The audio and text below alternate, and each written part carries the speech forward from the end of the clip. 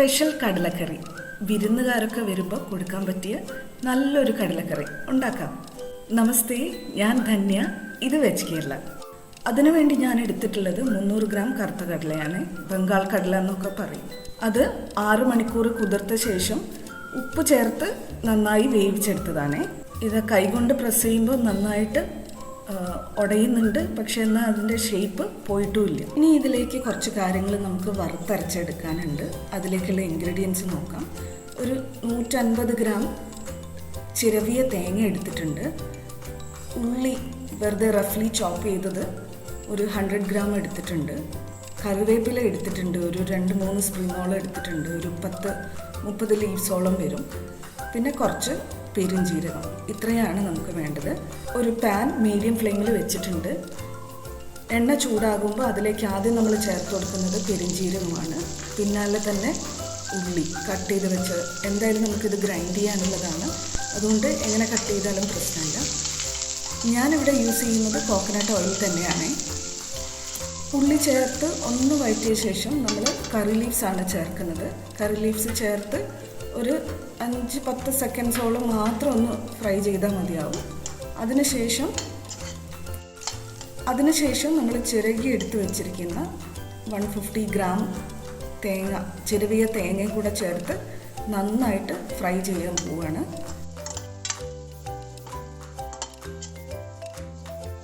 ഇതിപ്പോൾ ഒരു 1/4 പാകമായിട്ടുണ്ട്, കുറച്ചുകൂടി ആവണം. ഇതായിപ്പം തേങ്ങയും മറ്റ് ഇൻഗ്രീഡിയൻസ് എല്ലാം പാകമായിട്ടുണ്ട്. ഇനി നമുക്ക് അടുത്ത ഇൻഗ്രീഡിയൻറ്റ് ചേർക്കാൻ സമയമായി. നമ്മുടെ കയ്യിൽ ഇതിലേക്ക് ചേർക്കാൻ കുറച്ച് പൊടികളുണ്ട് കേട്ടോ. 2 ടേബിൾ സ്പൂൺ മല്ലിപ്പൊടി, 1/2 ടീസ്പൂൺ മഞ്ഞൾപ്പൊടി, 1 ടീസ്പൂൺ മുളക് പൊടി, പിന്നെ വീട്ടിലുണ്ടാക്കിയ കുറച്ച് ഗരം മസാല. ഗരം മസാലയുടെ ലിങ്ക് കാർഡിലും ഡിസ്ക്രിപ്ഷനിലും ഇട്ടേക്കാമേ. നമ്മുടെ ചാനലിൽ തന്നെ ഗരം മസാലയുടെ വീഡിയോ ഉണ്ട്. വറവൽ കറക്റ്റ് പാകമായി കഴിഞ്ഞ് ഫ്ലെയിം സ്വിച്ച് ഓഫ് ചെയ്യുന്നതിന് മുന്നേ നമ്മൾ മല്ലിപ്പൊടി ചേർക്കും. മല്ലിപ്പൊടി ചേർത്തിട്ട് ഒരു 10-15 സെക്കൻഡ് നേരം നന്നായി ഫ്രൈ ചെയ്ത് കൊടുക്കും. മല്ലിപ്പൊടിയുടെ പച്ചമണം എന്തെങ്കിലും ഉണ്ടെങ്കിൽ മാറാൻ വേണ്ടിയിട്ടാണ്.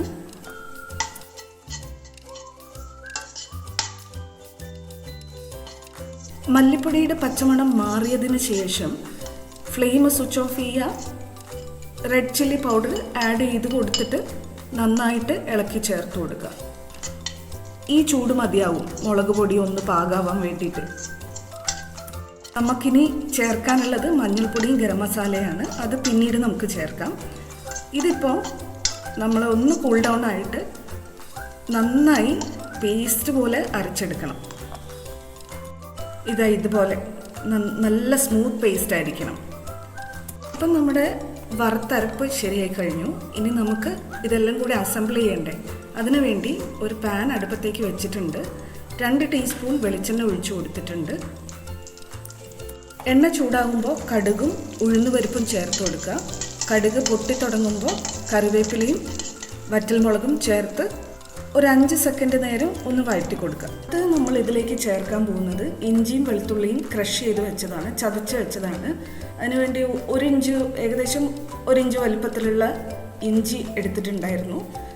വെളുത്തുള്ളി അതുപോലെ തന്നെ നല്ല വലുപ്പത്തിലുള്ള ഒരു 5 പല്ലെടുത്തിട്ടുണ്ടായിരുന്നു.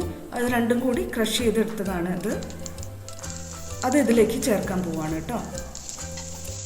ഇഞ്ചിയും വെളുത്തുള്ളിയും ക്രഷ് ചെയ്ത് വെച്ചത് ഉള്ളി ചേർക്കുന്നതിന് മുന്നേ തന്നെ ചേർക്കണേ, ഇല്ലെങ്കിൽ പിന്നെ അതിൻ്റെ പച്ചമണം പോയി കിട്ടാൻ ഒരുപാട് സമയമെടുക്കും. ഇതിലേക്ക് വീണ്ടും ഒരു 75 ഗ്രാമോളം ഉള്ളി നന്നായിട്ട് പൊടിയായി അരിഞ്ഞു വെച്ചത് ചേർത്തിട്ട് നന്നായി വഴറ്റി കൊടുക്കുക കേട്ടോ. ബ്രൗൺ ആവുമൊന്നും വേണ്ട, നന്നായിട്ട് സോഫ്റ്റായി കിട്ടിയാൽ മതി ഉള്ളി.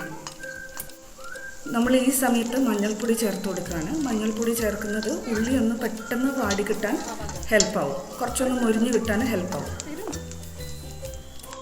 മഞ്ഞൾപ്പൊടിയുടെ പച്ചമണക്കൊന്ന് മാറി വന്നു കഴിഞ്ഞാൽ നമ്മൾ ഇതിലേക്ക് അരപ്പ് ചേർത്ത് കൊടുക്കാൻ പോവുകയാണ്. നമ്മൾ അരച്ച് വെച്ചത്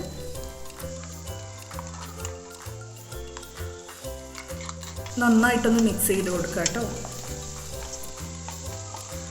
മിക്സിയിൽ പറ്റി പിടിച്ച് കിടക്കുന്ന മസാല വേസ്റ്റ് ആക്കാതെ അതിലേക്ക് കുറച്ച് വെള്ളം ഒഴിച്ച് ഒന്ന് കറക്കി എടുത്തിട്ട് അതും കൂടെ ചേർത്ത് കൊടുക്കുക കേട്ടോ. എന്തായാലും നമുക്കിതിലേക്ക് വെള്ളം ചേർക്കേണ്ടതാണ്.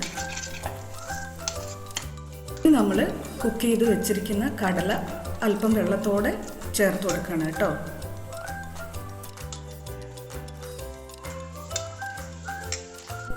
നന്നായിട്ട് ഇളക്കി ചേർത്ത് കൊടുക്കുക.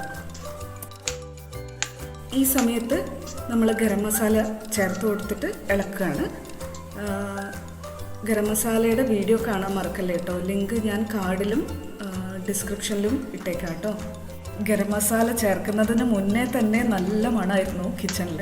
ഇപ്പം ഗരം മസാലയും കൂടെ ചേർത്ത് കഴിഞ്ഞാൽ ആഹാ, നമുക്ക് നല്ല ചപ്പാത്തിയോ നാനോ അല്ലെങ്കിൽ പൊറോട്ടയോ കിട്ടിക്കഴിഞ്ഞാൽ, പൊറോട്ടയുടെ കൂടെയാണ് ഇത് ഭയങ്കര കോമ്പിനേഷൻ കേട്ടോ. ഇതെന്തായാലും വീട്ടിൽ ട്രൈ ചെയ്ത് നോക്കണേ എല്ലാവരും. ഇതിനേക്കാളും കുറച്ച് നീളമുള്ള കൺസിസ്റ്റൻസിയാണ് വേണ്ടതെന്നുണ്ടെങ്കിൽ കടല പുഴുങ്ങിയതിലുള്ള വെള്ളം തന്നെ ചേർത്ത് കൊടുക്കുക കേട്ടോ. അതിൽ ഉപ്പുണ്ട്, അതാവുമ്പോൾ ഇതിൽ എക്സ്ട്രാ ഉപ്പ് ആഡ് ചെയ്യേണ്ട ആവശ്യമില്ല. അല്ലെങ്കിൽ മാത്രം ഉപ്പ് കുറച്ച് ചേർത്ത് കൊടുത്താൽ മതി. ഒന്ന് അടച്ചു വെച്ച് വേവിക്കുക കേട്ടോ. 1 മിനിറ്റോളം അടച്ചു വെച്ച് വേവിച്ച് തുറന്നു കഴിഞ്ഞാൽ നമ്മുടെ കറി റെഡിയാണ് കേട്ടോ. തിക്നെസ് അഡ്ജസ്റ്റ് ചെയ്യാൻ വേണ്ടി വെള്ളം ചേർക്കുകയോ അല്ല കുറച്ചുകൂടി കുറുകുറാന്ന് വേണമെന്നുണ്ടെങ്കിൽ കുറച്ച് നേരം തുറന്നു വെച്ച് വേവിക്കുകയോ ചെയ്യാം കേട്ടോ. ഇത് ഇരിക്കും തോറും ഒന്നുകൂടെ കുറച്ച് ഡാർക്ക് കളറാവും കേട്ടോ. അപ്പോൾ എല്ലാവരും ഇത് വീട്ടിൽ ട്രൈ ചെയ്ത് നോക്കിയിട്ട് ഫീഡ്ബാക്ക് തരൂ കേട്ടോ.